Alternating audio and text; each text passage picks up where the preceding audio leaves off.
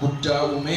yeroo ammaa kana waldaan dargaggoo godina keenyaallee seera hariiroo hawaasaatiin hundaa'ee yeroo gabaabaa keessatti guutuu Oromiyaatti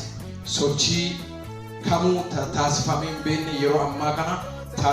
taasisuu jiru waliigala waldaan dargaggoo Oromiyaa damee godina Gujii Lixaa immoo guutuu Oromiyaa sadarkaa lammaffaa ba'ee gadammaqiinsa taasisuu jiru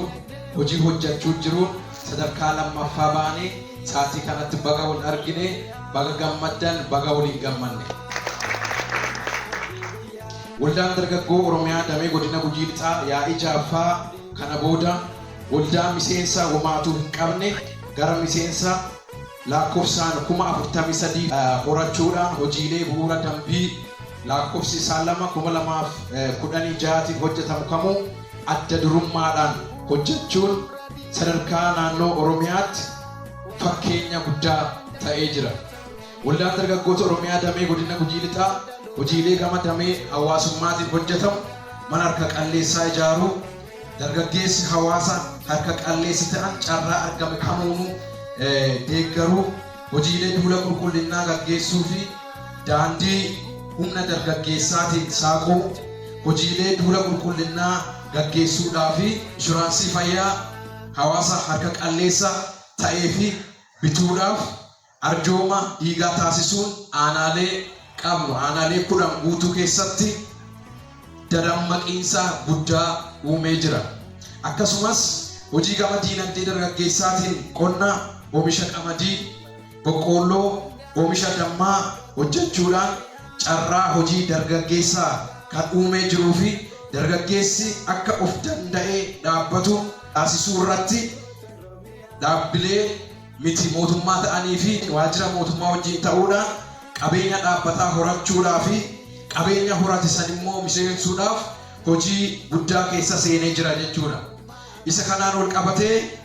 sadarkaa naannootti lammaffaa bahuun kenna dargaggeessi kenna dammaqiinsa guddaa uumee wal deeggaree wal ijaaree yeroo ammaa kana sadarkaa naannoo irratti fakkeenya ta'uu dhaqqabee jira jechuudha. Bu'uuruma kanaan waldaan dargaggoota Oromiyaa tattaaffii jijjiirama mul'isaa jiru kun ilaallamee filannoo waliigalaa torbaffaa bara 2018 gaggeeffamuuf deemu kana boordiin filannoo biyyaalessaa irraa taajjabdummaa fi qindeessummaaf beekamtii argatee buufata filannoo naannoo Oromiyaa keessatti argamu hunda keessatti qindeessaa fi taajjabaa ta'uudhaaf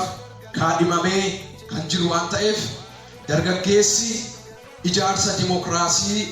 biyya keenyaa keessatti toora isaa akka bahatuu fi akka sagalee isaa dhageessisu fuuldura biyyattii fi murtee akka kennu dargaggeessi dimokiraasii cimsuu fi jijjiirama dhugaa fiduuf mirgaa fi dirqama lammummaa isaa gama kanaan jiru akka bahuuf leenjiin kun barbaachisaa ta'ee waan argamee jiruuf hirmaattonni leenjii kanaa leenjiin isiniif kennamu kun sadarkaa aanaatiif sadarkaa gandaattis gadi bu'ee kan kennamu waan ta'eef dargaggeessi aanaalee keenyaa dargaggeessi godina keenya keessatti argamu xiinsammuu isaa ijaaruudhaaf